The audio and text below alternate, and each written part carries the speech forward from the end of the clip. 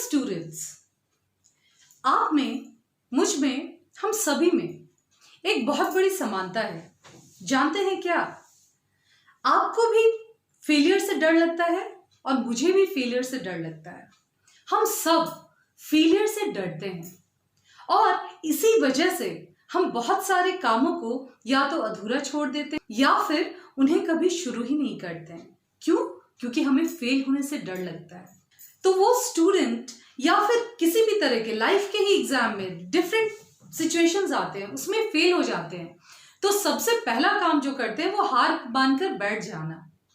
लेकिन क्या आपको मालूम है कि जो कोई भी सक्सेस हुए हैं लाइफ में, उन्होंने फेलियर से दोस्ती कर ली थी।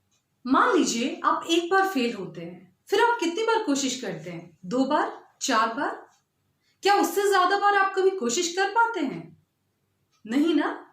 लेकिन थॉमस अल्वा एडिसन, इन्होंने 9,999 बार 9,999 टाइम्स फेल होने के बावजूद बल्ब को बनाने की विधि में लगे रहने का डिसीजन लिया। इस वजह से 10,000 टाइम में वे बल्ब के आविष्कार को कर पाए।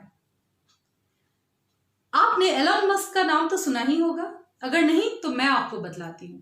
एलन मस्क को फाउंडर हैं टेस्ला के। एलन मस्क स्पेस एक्स में स्पेसक्राफ्ट तैयार करते हैं। ये दुनिया की पहली कोई भी ऐसी कंपनी है जो स्पेसक्राफ्ट तैयार करती है अदर देन नासा।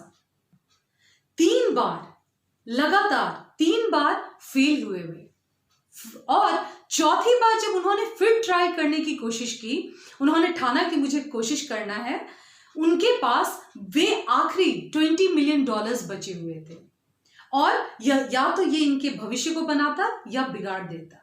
लेकिन उन्होंने चूज किया आगे बढ़ना, ना कि फेलियर से डरकर खुद को पीछे टालना। सक्सेस उनका तो होना ही था क्योंकि उन्होंने फेलियर को स्वीकारा नहीं था।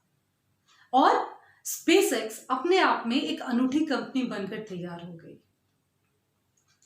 आपको भी इसी तरह जब जब फेलियर मिले तो बाउंस बैक करके आगे बढ़ना है, ना कि रुक जाना है।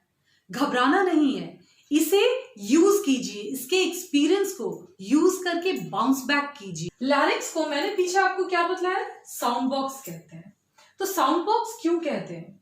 क्योंकि ये इसमें वोकल कॉर्ड्स प्रेजेंट होते हैं, यानी ये आवाज जो भी हम लोग बात कर रहे हैं, ये आवाज किससे निकल रहा है, किसकी वजह से प्रोड्यूस हो रहा है? Due to the presence of vocal cord. इस फिगर में ये स्ट्रक्चर है वोकल कॉर्ड का। ये किस तरह से पिक्चर है? समझिए कि जैसे अगर मुंह से हम लोग मैग्नीफाइंग ग्लास या फिर कैमरा हमारे मुंह से एंटर करेंगे तो हमारा ट्रैकिया यानी हमारा वोकल कॉर्ड ऊपर से जिस तरह दिखेगा वो शेप है, ऊपर से लिया हुआ पिक्चर का ये शेप है। इसमें देखिए, ये ऊपर जो आप ब्लू में देख रहे हैं ये है एपिग्लॉटिस। ओके, अब देखिए, ये पहले यहां ये समझ लीजिए कि यहां पीछे वर्टिब्रा है जो कि कैमरा से नजर नहीं आएगा। ये इसके बीच में क्या होता है? एसोफेगस होता है। आपको मालूम है वर्टिब्रा और ट्रैकिया के बीच क्या प्रेजेंट होता है? एसोफेगस। अब यहां इस ट्रैकिया में देखिए, ये एपिग्लॉटिस, इसके नीचे यहां देखिए, ये आप वी शेप, उल्टे वी शेप में देख रहे हैं, ये वोकल कॉर्ड्स है। क्या है? वोकल कॉर्ड है जो कि अटैच्ड होता है। पीछे मैंने आपको बताया था कि कार्टिलेजेस प्रेजेंट होते हैं लैरिंक्स में। एरिटेनॉइड कार्टिलेज, ये ग्रीन में आप देख रहे हैं, ये है एरिटेनॉइड कार्टिलेज।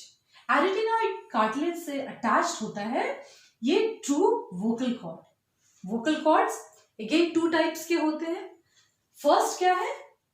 फर्स्ट है ट्रू वोकल कॉर्ड और जस्ट इसके पीछे, इसके बिहाइंड जो ब्लैक में रिप्रेजेंट कर रहा है, ये क्या है? ये फॉल्स वोकल कॉर्ड है, जो मैं आगे एक्सप्लेन करती हूं आपको कि दोनों क्या है।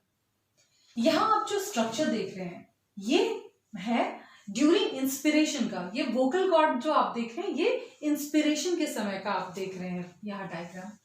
इसमें आप देखिए, यहां आपको क्लियरली नजर आ रहा है कि ये vocal cord, true vocal cord, ये क्या है? इस समय पे ये दूर है। दूर है मतलब क्या? एब्डक्शन कहा जाता है। इस स्टेज को एब्डक्शन कहा जाता है। जब इंस्पिरेशन होता है, एयर हम लोग इनहेल करते हैं, तो ये ट्रू वोकल कॉर्ड क्या होते हैं, एब्डक्शन स्टेट में होते हैं, तभी तो एयर अंदर जाएगा।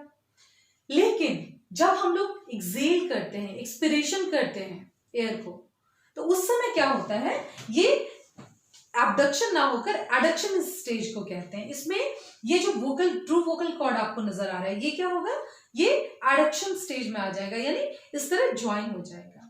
अब हम लोग जो बात करते हैं, जो वॉइस हमारे निकलता है, साउंड निकलता है, ये किस स्टेज में निकलता है, जब हम लोग एक्सलेशन कर रहे हैं यानी एक्सपिरेशन कर रहे हैं। उस समय पे एक्सपिरेशन के साथ जब हम लोग साउंड निकालते हैं, तो ये ट्रू वोकल कॉर्ड ये वाइब्रेट करते हैं और इनके वाइब्रेशन की वजह से साउंड प्रोड्यूस होता है। ओके, इस तरह आप समझ गए कि साउंड कैसे प्रोड्यूस होता है और क्या इंपॉर्टेंट रोल है इसमें ट्रू वोकल कॉर्ड का। अब देखिए ये किस चीज से बना हुआ है, ये वोकल कॉर्ड कैसे बना हुआ है, इसका स्ट्रक्चर किन चीजों से बना हुआ है, ये समझिए आप। ये येलो इलास्टिक कार्टिलेज से बना हुआ है, ये येलो इलास्टिक कार्टिलेज से बना हुआ होता है। ओके, और ये कवर्ड होता है नॉन केराटिनाइज्ड स्क्वामस एपिथेलियम से। इसके ऊपर क्या चीज की कवरिंग रहती है, नॉन केराटिनाइज्ड स्क्वामस एपिथेलियम, इसकी कवरिंग इसके ऊपर प्रेजेंट होती है। अब देखिए वोकल कॉर्ड्स मैंने आपको यहां बताया 2 टाइप्स के होते हैं। फर्स्ट क्या था, ट्रू वोकल कॉर्ड, सेकंड था false vocal cord. True vocal cord क्या है, जिससे कि साउंड प्रोड्यूस होता है।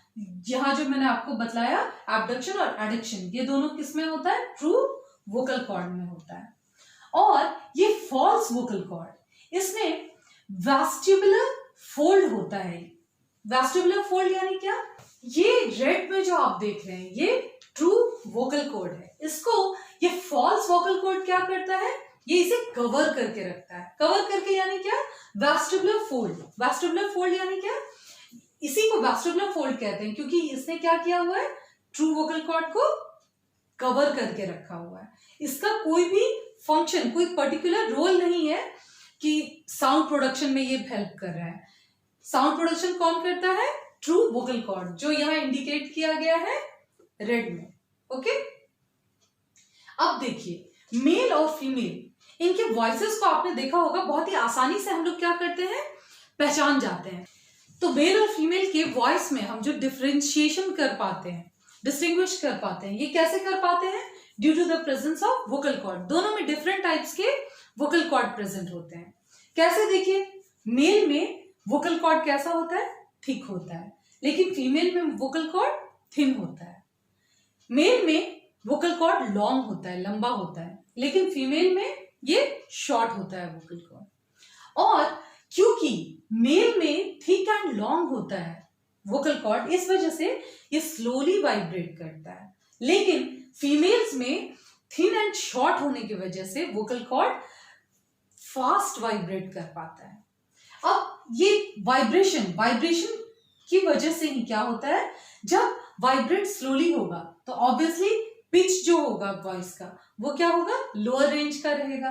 लेकिन अगर फास्ट वाइब्रेट करेगा तो पिच कैसा निकलेगा, हायर पिच होगा।